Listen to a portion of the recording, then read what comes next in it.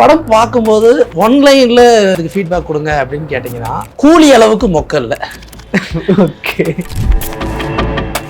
AR முருகதாஸோடைய Ghajini படத்துலேயும் காதலிக்காக பழி வாங்குற ஒருத்தன் இப்போ சிவகார்த்திகேயன் இந்த இடத்துல காதலிக்காக ஒரு விஷயத்த பண்றான் அப்படின்னா அப்படி இருக்கிற ஒரு படத்தில் இருக்கிற இடத்துல இந்த இடத்துல சம்மதமே இல்லாம உப்பு சொப்பே இல்லாத ஒரு விஷயம். இந்த படத்துல சார் ஹீரோவும் துப்பாக்கியால சுடப்படுறாரு, ஹீரோயினும் ஒரு காட்சியில துப்பாக்கியால சுடப்படுறாங்க, வில்லனும் துப்பாக்கியால சுடப்படுறாரு, ஒருத்தரும் சாக மாட்டேங்கிறான். பக்கத்துல இருக்கிற அந்த அண்ணன் போஸ்டர் எல்லா பேரும் துப்பாக்கி ஒரு வாடி சுட்ட உடனே செத்து போயிறாங்க. எதுவுமே உங்களால நம்பவே முடியல. அப்பெல்லாம் வந்து கம்ப்யூட்டர்ல கேம் விளையாடும்போதுலாம் வில்லன்ட்டு அடி வாங்கிட்டானா அவனுக்கு பவர் எல்லாம் போயிடும். அந்த பவருக்காக ஒரு காயினை எடுத்துட்டு அந்த பவர் எடுத்துட்டு அப்படி வந்துட்டு திரும்ப எடுத்து போய் அடிப்பான் தெரியுமா? அது மாதிரி இவருக்கு வந்து ஏதாவது ஒன்று பண்ணணுன்றதுக்காக இவர் வந்து மனநலம் கொண்டிருச்சாருன்னு வச்சுக்கோங்க, பவர் ஏகப்பட்ட பவர் வந்தோடனே எல்லாரையும் அடிச்சு துவம்சம் பண்ணிடுவார். அப்படின்னு உடனே அதை கன்வின்சிங் ஆடியன்ஸ் நம்பிடுவாங்கன்னு யாரோ ஒருத்தர் ஏஆர் முருகதாஸ் காதில் ஓதிருக்கான்னு நினைக்கிறேன்.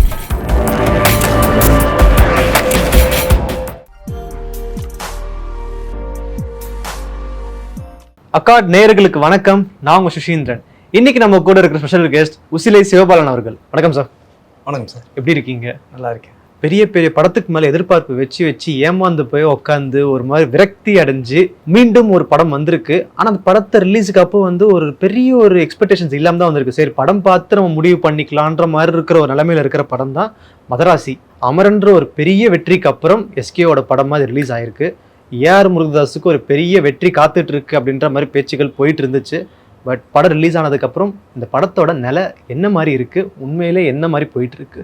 சார், படம் ஆக்சுவலாக ட்ரெய்லர் ஆவரேஜ் தான், நம்ம முன்னாடியே சொன்ன மாதிரியும். ஸோ தட் ட்ரெய்லர் ஆவரேஜ் அப்படின்றதுனால எதுக்குன்னா ஓவர் பில்டப் பண்ண வேண்டாம் அப்படிங்கிறதுனால கொடுத்துருப்பாங்களோ அப்படிங்கிற ஒரு சந்தேகத்தில் தான் நம்மளும் போய் படம் பார்த்தோம். ஓகே. அமரனுக்கு முன்னாடி வரைக்கும் அது ஏஆர் முருகதாஸ் படம், அமரனுக்கு அப்புறம் வந்து சிவகார்த்திகேயன் படம்.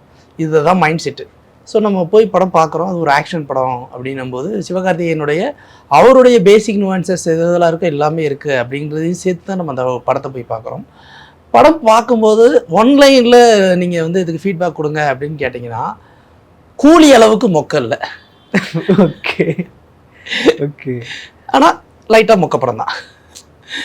ஏன் அப்படின்னா சார், இது நம்ப முடியாத ஒரு கான்செப்டாக இருக்குது. நம்ப முடியாத கான்செப்ட்ன்றதையும் தாண்டி இந்த மாதிரியான கான்செப்ட்ஸ் நிறையா வந்துருச்சு. நீங்கள் ஃபார் எக்ஸாம்பிள் இப்போ ஆளவந்தான் எடுத்துக்கோங்க.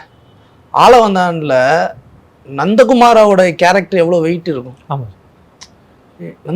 நந்தா வந்து ஒரு 10 ஆளு பலத்துக்கு சமம் அப்படின்னும் போது அதுக்கேத்தாப்புல அந்த உடல் வாகு, அதோட பார்க்கும்போது நமக்கு ஆமா நந்தகுமாரா ஒரு மாதிரியான ஆளுதான் அப்படின்னு நமக்கு தோண வச்சிச்சு இல்லையா?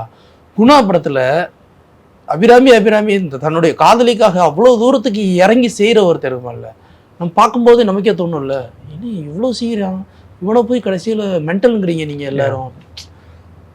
நீ தானே காதலை, உண்மையான காதல் கொண்டேன் கிட்டத்தட்ட அதே ஜானர் தான். காதல் கொண்டேன் தனுஷ் பண்றது இதான் லவ் அப்படின்னு சொல்லிட்டு ஒன்று பண்ணுவாப்ல. அவன் பண்றது லவ் இல்லை, நான் பண்றது லவ் இல்லை அப்படின்னு சொல்லிட்டு. இப்போ சிவகார்த்திகேயன் இந்த இடத்துல காதலிக்காக ஒரு விஷயத்த பண்றான் அப்படின்னா அவனும் மனநல பாதிக்கப்பட்ட ஒருத்தன், அவன் வந்து இது மாதிரியான ஒரு விஷயங்கள் பண்றான் அப்படின்னும் போது அது எந்த அளவுக்கு ஒரு பீக்ல இருக்கணும், காதலிக்காக பண்ற அளவுக்கு அது எந்த அளவுக்கு ஒரு பீக்ல இருக்கணும் அப்படிங்கிற ஒரு விஷயம் இருக்கு இல்லையா? இது இவங்க இந்த இடத்துல அந்த வெயிட்டேஜை வந்து ரொம்ப ஒரு மாதிரி இது பண்ணிட்டாங்க. ஈவன் ஏஆர் முருகதாஸோடைய கஜினி படத்துலேயும் காதலிக்காக பழி வாங்குற ஒருத்தன் ஒரு பெரிய கோடீஸ்வரனுக்கு வந்து கிடைக்காத பொண்ணா, ஆனாலும் அசினோடைய அந்த ஒரு பெர்ஃபார்மன்ஸுக்காக அவன் அவ்வளோ பெரிய நெட்வொர்க் எல்லாத்தையும் தூக்கி போட்டு தன்னோட காதலியை கொலை பண்ணவன் யாருன்னு கண்டுபிடிச்சு பழி வாங்கணும் அப்படிங்கிறதுல மட்டும்தான் அவனுடைய சிந்தனைகள்லாம் இருக்கே தவிர வேறு எதுவுமே இல்லை. அப்படி இருக்கிற ஒரு படத்தில் இருக்கிற இடத்துல இந்த இடத்துல சம்மதமே இல்லாமல் உப்பு சொப்பே இல்லாத ஒரு விஷயம், உப்பு சொல்பே இல்லாத இன்னொரு விஷயத்த ஒரு நாட்டு எடுத்திருக்காரு முருகதாஸ். ஒரு சூப்பர் நாட்டு தான். இப்போ ஒரு லோக்கல் கன்னு தமிழ்நாட்டுக்குள்ளே டிஸ்ட்ரிபியூட் ஆச்சுன்னா என்ன ஆகிடும் அப்படி, அதுக்கப்புறம் வந்து இந்த வன்முறை எந்த அளவுக்கு வெடிக்கும் அப்படிங்கிற ஒரு தாட் ப்ராசஸில் இந்த கதைக்காரு உருவாயிருக்குன்னு வச்சுக்கோமே. இப்போது அதுதான் அவங்களுடைய ப்ரையாரிட்டியாக இருக்கணுமே தவிர அந்த கதைக்கு தேவையே இல்லாமல் சிவகார்த்திகேயனை கூப்பிட்டு உட்கார வச்சு அவர் வந்து இந்த நேஷனல் இன்டெலிஜென்ஸ் ஏஜென்சியாலே கண்டுபிடிக்க முடியாத ஒரு விஷயத்தை இவர் கண்டுபிடிக்கிறாரு அப்படிங்கிறதே நம்ப முடியல. அதுவும் ஒரு மனநிலை பாதிக்கப்பட்டவருங்கிறதையும் நம்ப முடியல. ஓகே. இதில் ஒருத்தவர் வந்து இது காப்பாற்றி ஆகணும் அப்படிங்கிற இடத்துல ஒருத்தவர் வந்து நான் சித்திரக்கூடாது, எப்படியாவது இதை ஸ்டாப் பண்ணி ஆகணும் ஒரு பிடிவாதமாக இருக்கிற ஒரு போலீஸ் ஒரு பக்கம், இன்னொரு பக்கம் என் காதல் தோல்வி, அதனால நான் சாக போறேங்கிற ஒருத்தன், அதனால நீயே போய் சாகுடா அப்படின்னு சொல்லி தள்ளி விடுறாங்களாம். எதுவுமே உங்களால நம்பவே முடியல. சரி, நம்பவே முடியல, எமோஷன் கனெக்டிவிட்டி இல்லைன்றீங்களா? எமோஷனலும் இல்லை. அதே மாதிரி உங்களுக்கு அந்த அந்த கண்டென்ட்டோட ஸ்ட்ராங் வெயிட்டேஜ்னு ஒன்று இருக்கு இல்லையா? முருகதாஸ் படமா இருக்கட்டும், சங்கர் படமாக ஒரு அழுத்தமான ஒரு ஃபிளாஷ்பேக் இருக்கும். அந்த அழுத்தமான ஃபிளாஷ்பேக் நம்மளை உட்கார வச்சு அந்த படத்தை பார்க்க வைக்கும். இது சம்மந்தமே இல்லாமல் ஒரு 2 கதை இருக்கு. சரி, இதெல்லாம் விட்டு தள்ளுங்க. நான் லாஜிக் பார்க்கல. ஆக்ஷன் படத்தில் லாஜிக் பார்க்கக்கூடாதுன்றாங்க. நான் ஆக்ஷன் படத்தில் லாஜிக் பார்க்கல. பொதுவாகவே வந்து ஹாலிவுட் காலத்துலேருந்து, ஹாலிவுட் படத்துலேருந்து எல்லா படத்துலையுமே என்னென்னா, ஹீரோ அவ்வளோ சீக்கிரத்தில் சாக மாட்டார். எத்தனை துப்பாக்கி கன் பட்டாலும் சாக மாட்டார். வில்லனை எத்தனை வாட்டி சுட்டாலும் சாக மாட்டார். ரைட்டு. இந்த படத்தில் சார் ஹீரோவும் துப்பாக்கியால் சுடப்படுறாரு ஒரு காட்சியில், ஹீரோயினும் ஒரு காட்சியில் துப்பாக்கியால் சுடப்படுறாங்க, வில்லனும் துப்பாக்கியால் சுடப்படுறாரு. ஒருத்தரும் சாக மாட்டேங்கிறான். பக்கத்துல இருக்கிற அந்த அன்ன போஸ்டர் எல்லா பேரும் துப்பாக்கி ஒரு வாடி சுட்ட உடனே செத்து போயிறாங்க. சம்பந்தமே இல்லாம விக்ராந்த் காதல குத்தி விக்ராந்த் சாவடிச்சிட்டாங்க. எதுக்கு விக்ராந்த் அந்த ரோலுக்கு வந்தாருன்றதுன்னு தெரியல. சரி, இதாவது பரவாயில்ல, விட்டு தள்ளிங்க. இப்போ ஏஆர் முருகதாஸ் படத்துல சீன்ஸ் புதுசா இருக்கும். ஆமா, இதுல ஒரு காட்சியெல்லாம் ஒண்ணு இருக்கு. அந்த காட்சியெல்லாம் வந்து நான் சொல்லணும்னு வச்சுக்கோங்களேன், நிறைய படத்தை சொல்லலாம். எக்ஸாம்பிளுக்கு வந்து ரொம்ப ரீசனபிளான எக்ஸாம்பிளா சொல்லணும்னா, ரன் படத்துல ஒரு காட்சி இருக்கும். மாதவனுடைய வீட்டுல வந்து வில்லன் டீம் போய் அட்டாக் பண்ண ட்ரை பண்ணும். அப்ப மாதவன் வந்து என்ன பண்ணுவாருன்னா, அவங்க வீட்டுல போயிட்டு கன் பாயிண்ட்ல வச்சிருவாரு. சுற்றாத நான் வந்துடுறேன் அப்படின்னு ஒரு சீன் இருக்கும். கில்லி படத்துல அவரை தன்னை காப்பாத்திக்கிறதுக்காக த்ரிஷா கருத்துல, தனலட்சுமி கருத்துல சொல்லம் அப்படின்னு சொன்ன உடனே விட்டுட்டு போயிடுவாங்க. இப்போ இதெல்லாம் என்னன்னா, இதெல்லாம் நம்மளே பார்த்து பழகணும். இதை விட எடுத்துருங்க, திமிருன்னு ஒரு படம். விஷால் வந்து அவருடைய காதலி ஒரு ரீமாசன் ஒரு பக்கம் அட்டாக் பண்றதுக்கு ஒரு டீம் ட்ரை பண்ணோம்.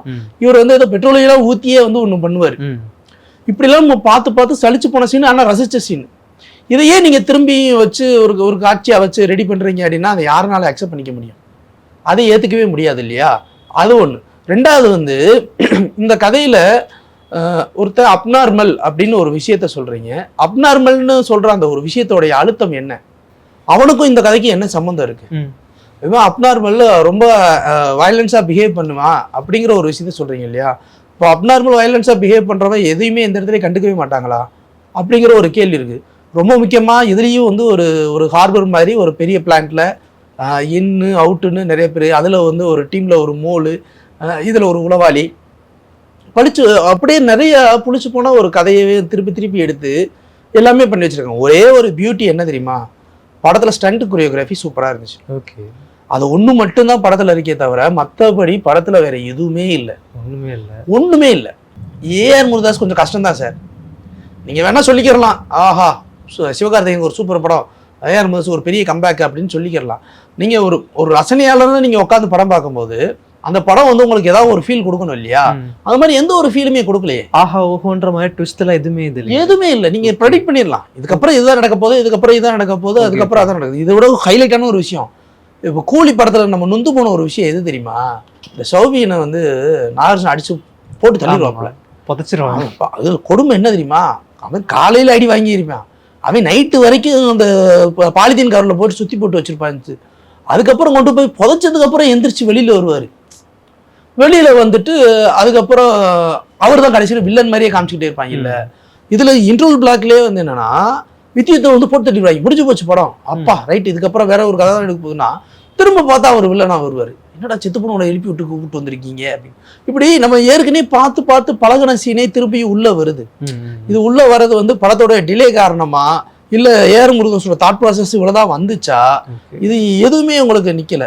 ரெண்டாவது சிவகார்த்திகேயனுடைய காமெடி இருக்கு இல்லையா, அந்த ஒரு காமெடி சென்ஸ் வந்து நமக்கு ரொம்ப ரசிக்கிற மாதிரி இருக்கும். ஆனா இந்த படத்துல அந்த மாதிரி எந்த ஒரு சென்ஸுமே ரசிக்கிற மாதிரி இல்லை.